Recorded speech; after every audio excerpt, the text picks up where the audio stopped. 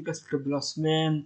On se retrouve pour une nouvelle vidéo. Donc, pour le coup, les gars, ça va être une tier list donc, de l'Euro. Donc, comme vous le savez, l'Euro s'est déroulé du mois de juin au début du mois de juillet. Donc, voilà. Donc, on est là pour une tier list avec mon collègue avec Anto. Ça va ou quoi? Bien, bien, comme d'hab, toujours là. Ouais, tranquille. On démarre fort pour le Ouais. coup. Hein. On a pris, on s'est légèrement cassé la tête lui et moi tout à l'heure déjà parce que on savait déjà toutes les équipes qui allaient être présentes. On voulait se mettre d'accord en fait sur le nombre d'équipes qu'on mettra en top déjà. Ouais. Bon, déjà, évidemment, déjà, ça part un peu mal déjà. Mais bon, on va se sortir, t'inquiète. Ouais, non, ça va pas être très Et compliqué. bon, on va commencer avec tout simplement. Bon, on commence par l'Ukraine. Allez. Alors, l'Ukraine. Ah, Alors, est-ce que tu as pu voir beaucoup de matchs de l'Ukraine déjà? je sais plus. Bon, en tout cas, ils sont pas sortis des poules, hein, de ce que j'ai vu.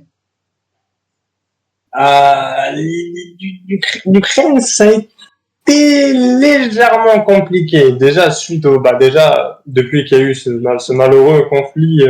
Bah non, en vrai, ça a été très serré, hein. Bah, en fait, le problème, c'est qu'ils étaient dans le groupe de la Belgique. Ouais, mais regarde, par Donc, exemple, là, les gars, pour être honnête, ça a été historique parce que ce qu'ils ont réussi à faire, c'est énorme. ouais. Et je pense qu'ils ont été poussés par le fait que dans leur pays, c'était malheureusement dans un conflit de géopolitique euh, rempli de malheur. Ouais. Donc je pense que les joueurs ont été poussés par ça, par le nombre d'Ukrainiens qui ont pu trouver le temps d'aller dans les stades qui sont en Allemagne Ouais. et de montrer leur soutien à leurs joueurs en disant ne vous inquiétez pas, vous n'êtes pas tout seul, le pays est derrière vous. Je pense que ça, c'était un beau message passé. En toute façon, on ne s'attendait pas à voir l'Ukraine aller très loin dans la compétition. Je pense que même les Ukrainiens eux-mêmes ne se voyaient pas aller très très loin. Ouais. Mais ils ont fait partie de ce fameux groupe où est-ce qu'ils ont établi un record historique, où c'est la première fois dans l'histoire de l'Euro que les 4 équipes dans la phase de poule sont tous ex aequo. Ok, ouais. Pour le coup, ouais. Et ça s'est joué à la dernière journée. Donc voilà. Donc, pour moi, l'Ukraine, je vais le mettre dans. Ouais, Bon, ça reste un peu. Est-ce qu'on peut dire flop?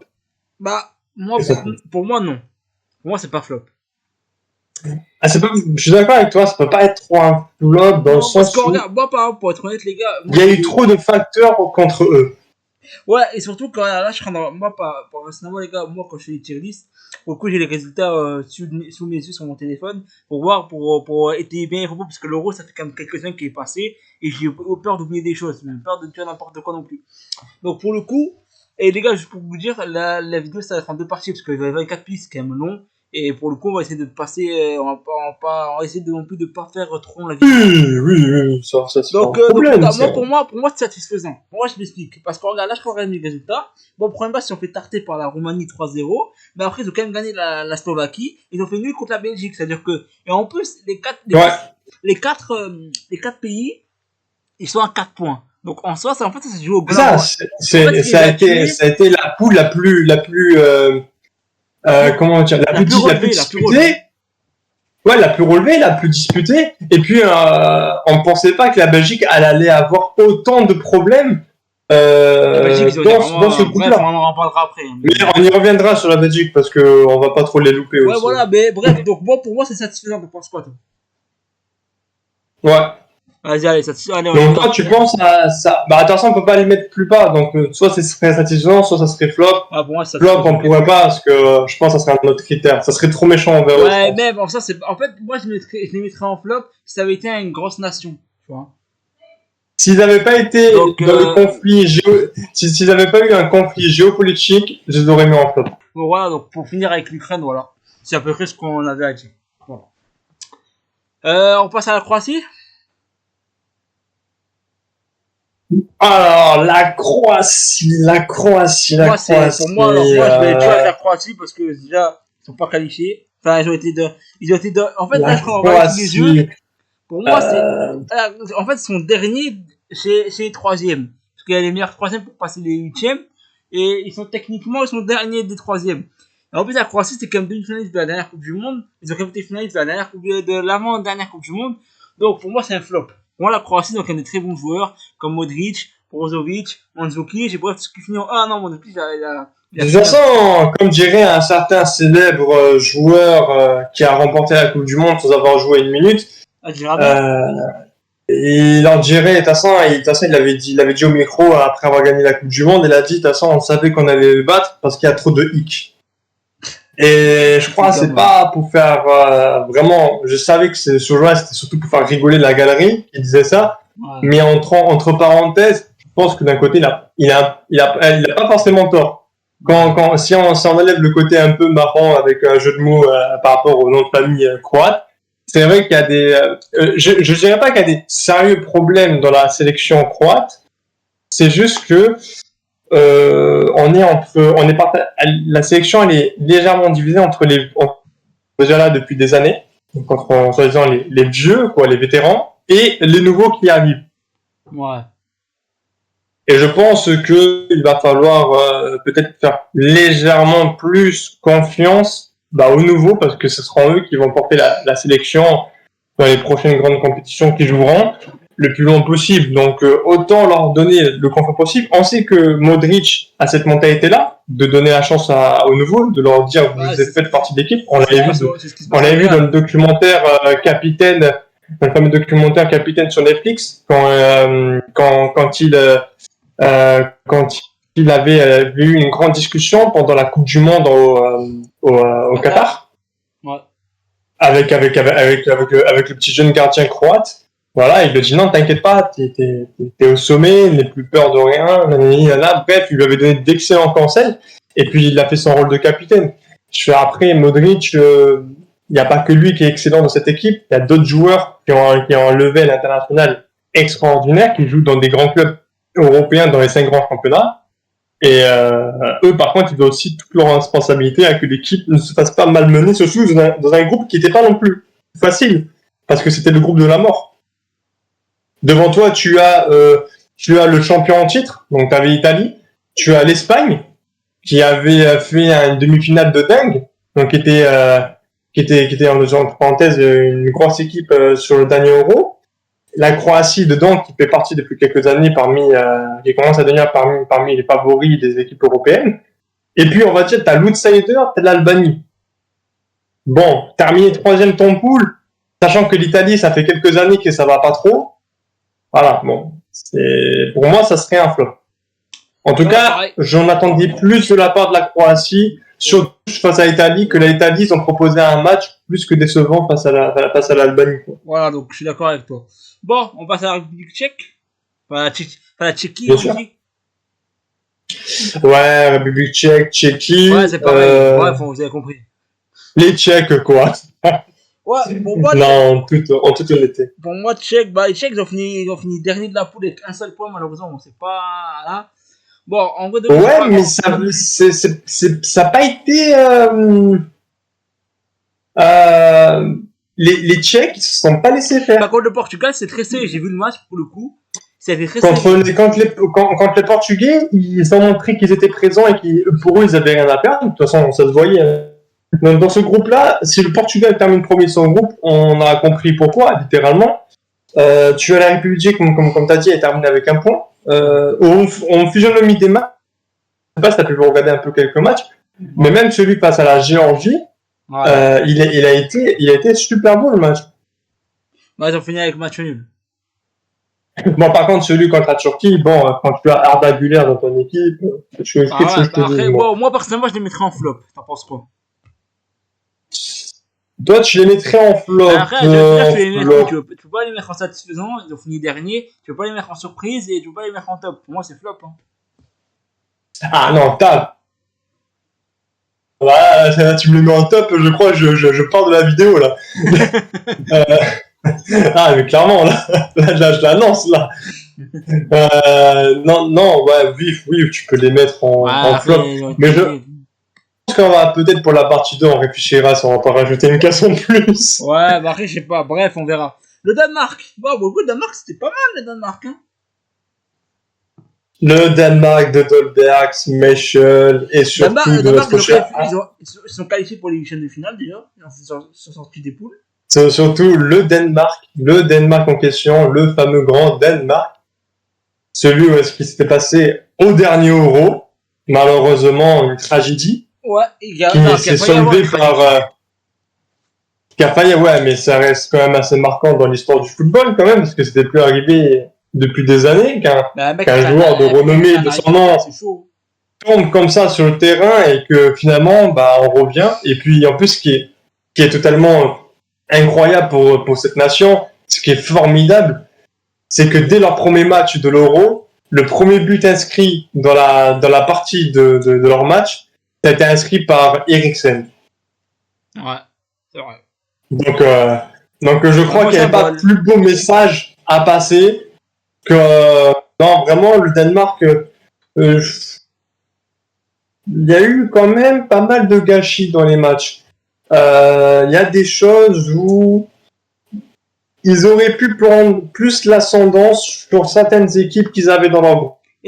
Surtout face à l'Angleterre, où l'Angleterre a fait n'importe quoi l'Angleterre, on va en parler après, parce que je pense qu'il y a pas mal de choses à dire pour l'Angleterre. Bref, donc pour moi, personnellement, j'ai mis ça en surprise, parce que ils ont quand même ce que j'ai regardé le match de l'Allemagne contre le Danemark, c'était quand même un match assez compliqué pour l'Allemagne, c'était très serré. Ah, ils leur ont donné du bon fil à retordre aux Allemands, c'est pas n'importe quoi. Pour moi, j'ai mis ça en surprise, t'en penses quoi? Je veux pas les mettre en flop parce qu'ils ont quand même été en 8ème, ils sont tombés face à l'Allemagne. Non, pas en flop, je les mettrais soit en satisfaisant à la limite. Ouais, pourquoi pas, vas-y. Hein. Non, ça, moi je pense satisfaisant. Ce que surprise, je pense, ça serait plutôt.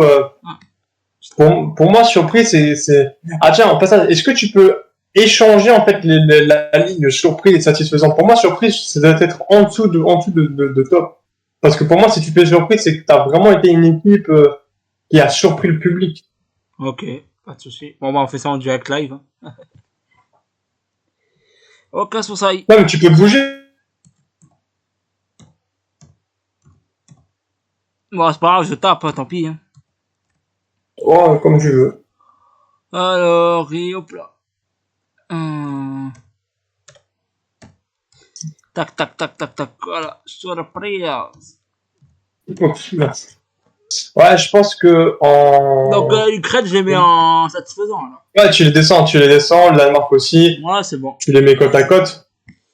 Ok. Bon, bah voilà. On passe à l'Autriche. Bah, toi, qu'est-ce que t'en as pensé de l'Autriche? Alors, moi, dans le groupe de la France, Pays-Bas, Pologne. Ils sont sortis des 8ème, déjà, c'est déjà bien, je trouve. Déjà, pour moi, les petites nations qui sortent déjà des poules, pour moi, c'est très bien. Dans le sens où déjà, au moins, t'as déjà passé un tour. Parce qu'il y a quand même beaucoup de nations, bon, on va pas citer de blase parce qu'on va pas spoil, mais il y a beaucoup de nations, de très grandes nations qui ont failli sauter des poules, il y en a, ils ont sauté des poules, tu vois. Bah, moi, c'est pour ça que j'ai beaucoup aimé cet Euro, c'est que pour une fois, même les favoris n'étaient pas sûrs, n'avaient pas cette tranquillité de se dire, bon, on a les phases de poules à passer et on va commencer à jouer.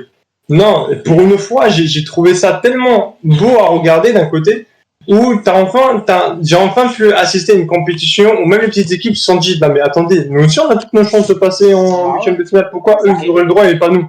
Ouais, alors quand je vois comme tu viens de dire parfaitement bien même en plus, bah l'Autriche pour moi, je crois que si je devais choisir un carré, je le mettrais en surprise.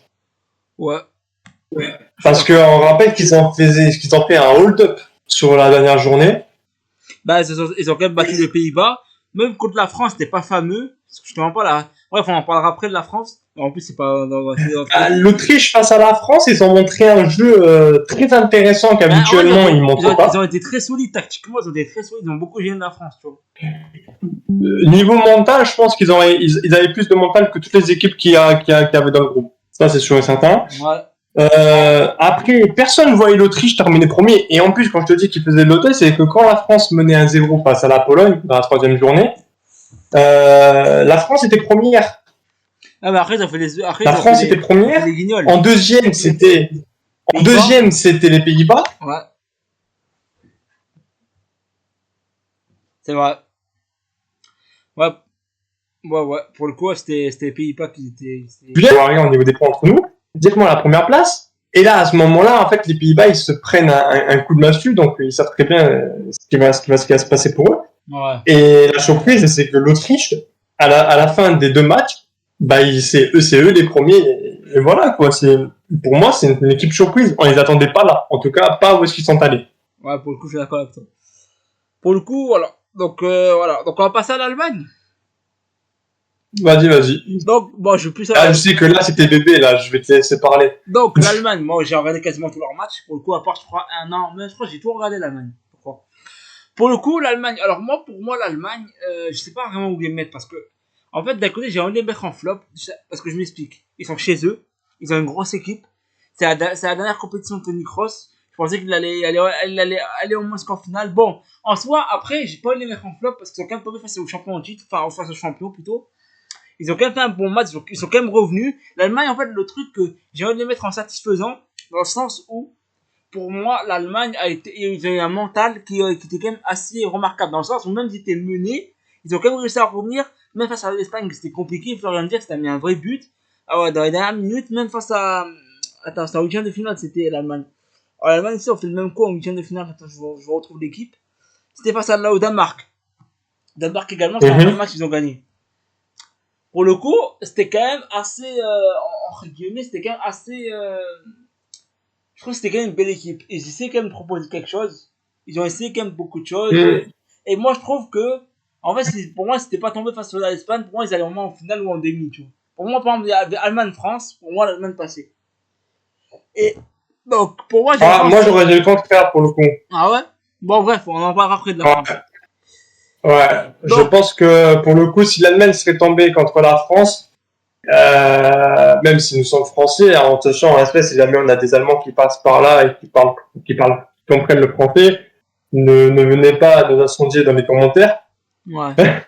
Mais c'est juste dans le sens où, en toute honnêteté, je pense que la France, parce que la France, quand il y a un France-Allemagne ou un Allemagne-France, peu importe, bizarrement, nos joueurs français, ils ont cette rivalité avec l'Allemagne où est-ce que quand ils jouent contre eux, ils ont une dalle d'aller marquer un but que je pense que l'Allemagne ça aurait pas été facile. Même si, pour moi, ils seraient pas passés. Je te jure qu'ils seraient pas passés, les Allemands, face à la France.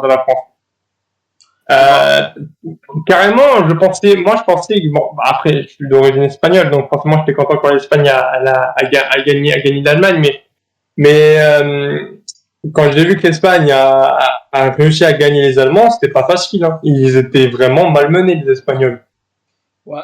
Pour moi, personnellement, quand tu m'as dit flop au départ, j'allais te dire, pas flop. En tout cas, surtout pas l'Allemagne. Parce que l'Allemagne, ils ont montré de belles choses. En phase de poule, ça pas, bon, pas non plus trop brillé non plus, on va pas se mentir. Moi, non, franchement, je trouve que l'Allemagne, c'est l'une des seules équipes qui proposait du foot. Enfin, qui proposait un minimum de beaux jeux, parce que, on va en parler, je pense que la deuxième partie, vers la fin, on va donner un avis global sur l'Euro. Moi, j'ai mon avis, et mon collègue, mon Anto aussi a son avis. On va pas spoil, donc on verra. Mais, moi, pour le coup, j'ai une très satisfaisant. Comme j'ai dit, l'Allemagne, ils ont fait leur tournoi. Pour le coup, ils sont tombés face à la meilleure équipe de l'Euro. Donc, pour le coup, voilà.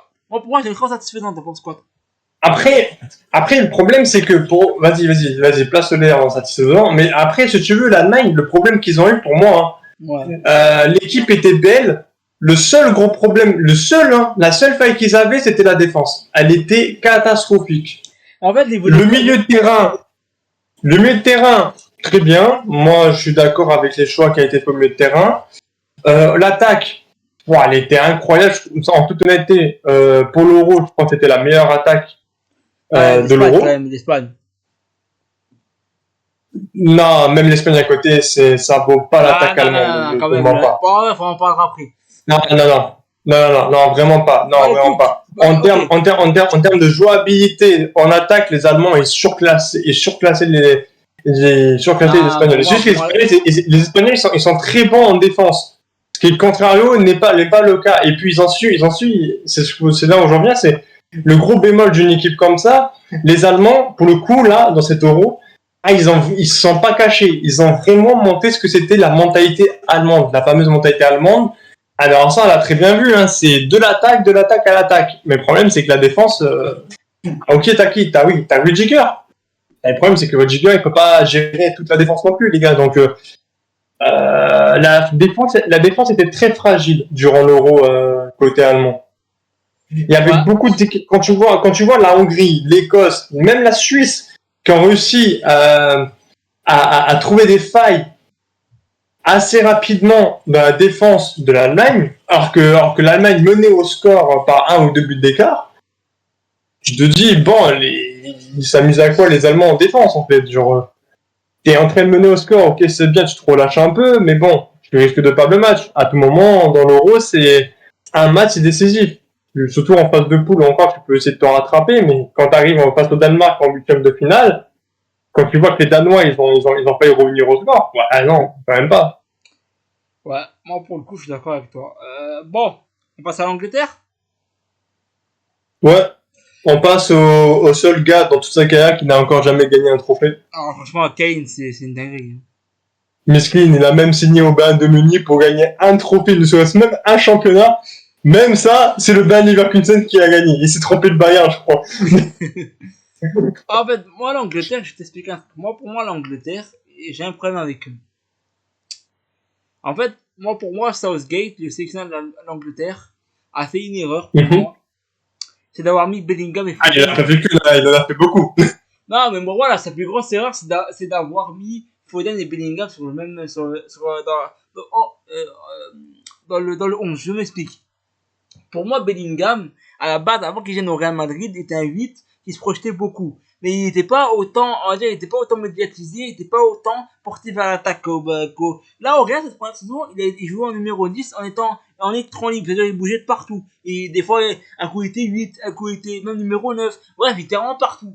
Il a vraiment cette Mhm. dimension, que ce soit médiatiquement, où il a vraiment, maintenant c'est l'égérie de, je crois, de Louis Vuitton, un truc comme ça. Bref, il est en partenariat avec Adidas, je crois. Bref, il a des partenariats de fou. Maintenant, c'est devenu une star. Il a des favoris au Ballon d'Or. Bref, le Ballon d'Or, on en parlera dans une prochaine vidéo pour le coup. Parce que moi, j'ai des choses à dire. J'ai un petit Google à passer, mais bref, ça on verra. Et pour moi, en fait, Foden, le problème, c'est que Foden, il est à peu près dans la même zone que Bellingham. Ils aiment bien être au centre, ils aiment bien être au Au cœur du centre du jeu. jeu.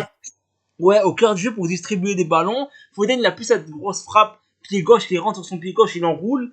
Bref. Et pour moi, ça a été une grosse erreur. Pour moi, il aurait dû mettre Bellingham et Palmer. Cole Palmer qui a mis un vrai but contre l'Espagne, Cole, justement. Cole Palmer, je suis entièrement d'accord avec toi, parce que Cole Palmer, à chaque fois qu'il rentrait, il te faisait des différences incroyables avec Ouais, il était l'Angleterre. fort, hein, il était fort.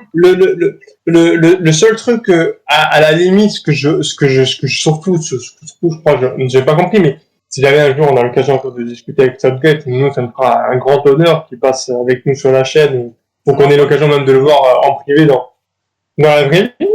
Ça serait un grand plaisir, parce que voilà, c'est quand même une grande personne, ça, Southgate.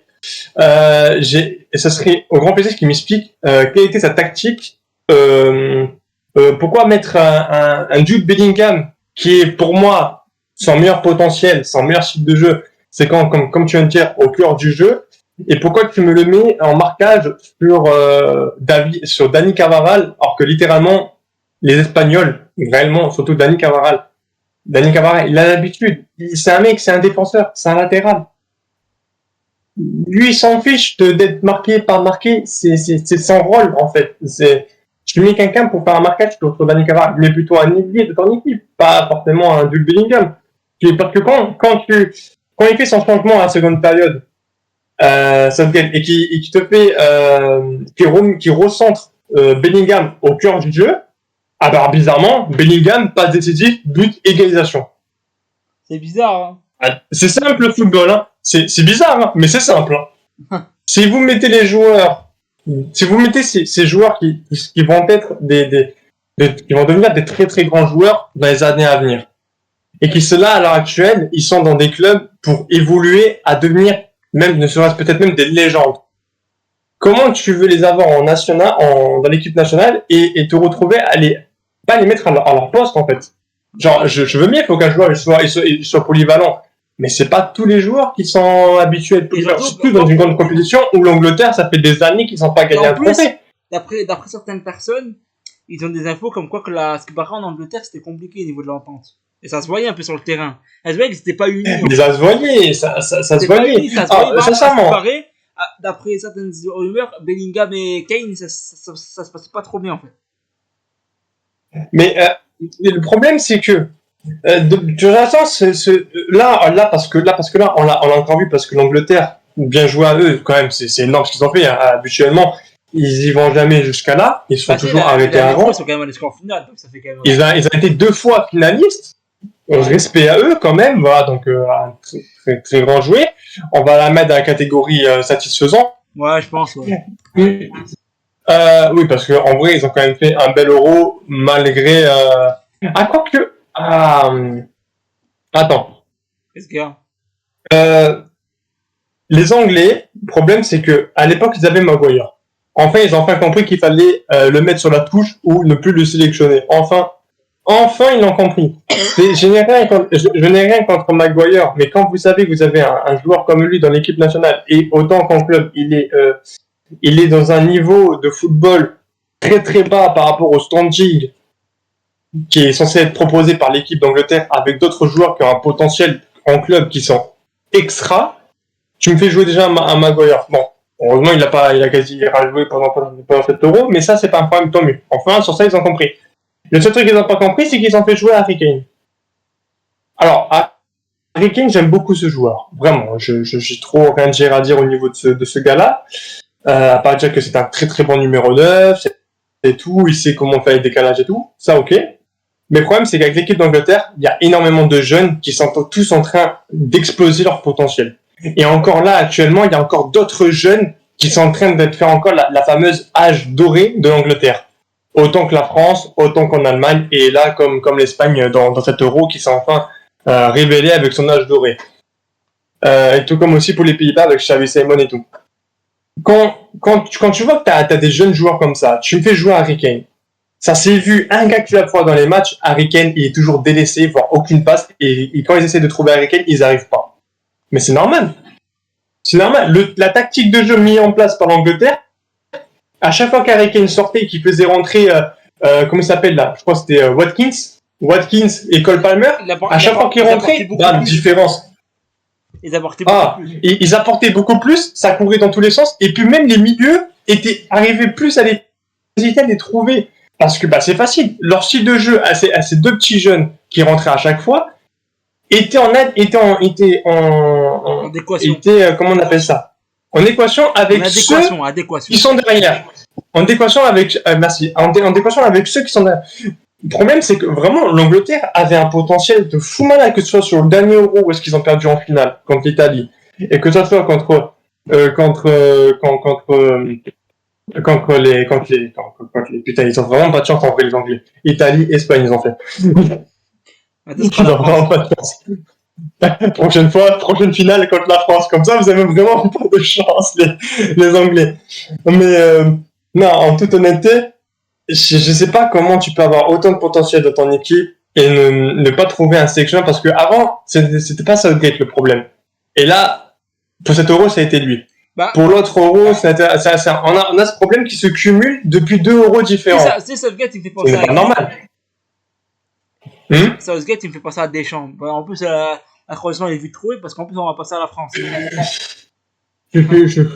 Si tu veux. Mais en vrai, même s'ils sont allés en finale, moi, je suis à peine les mettre en flop. Hein. Parce que je m'attendais vraiment à beaucoup. On va faire un truc. Si tu les mets en flop, on met aussi la France en flop alors. Parce qu'ils sont allés moins loin que la France. Plus loin que la France. Mais pourquoi tu veux les mettre la France dans cette liste dedans? Moi, tu me les mets quand en flop. Hein. C'est même pas de débat dessus. Hein. Tu sais quoi, on met tous les deux en flop alors. On met l'Angleterre en flop aussi? Non, l'Angleterre, on va laisser, parce que malgré le parcours, ils ont quand même fait des ravages dans certains matchs. Comparé à la France. Pour le coup, on va remettre la France à ce qu'elle était et on discutera de la France dans une prochaine. Voilà, parce qu'en vrai, je pense qu'il y a quand même pas mal de choses à dire sur la France. Donc on discutera dans la deuxième partie. Donc deuxième partie, voilà, exact. Voilà, on parlera de la France et d'autres équipes. Bon, c'est parti les gars, en tout cas, à très bientôt pour de prochaines vidéos. Ciao.